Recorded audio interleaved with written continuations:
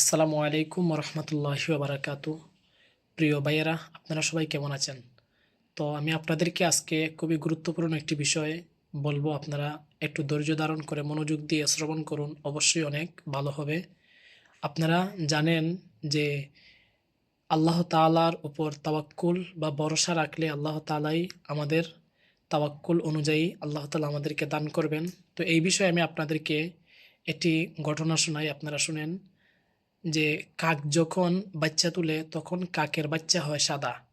তো সাদা বাচ্চা দেখে তখন কাকের মা এবং বাপ কাকের বাচ্চাকে ছেড়ে চলে যায়। তখন আল্লাহ তাআলা কাকের বাচ্চার মুখের মধ্যে এমন একটি কীট পতঙ্গ তৈরি করে দেন যে যেগুলা কে কাকের বাচ্চা জীবিত থাকে, এবং যখন কাক বাচ্চাটি কালো রং ধরে তখন কাকের মা এবং বাপে আবার তার কাছে চলে আসে।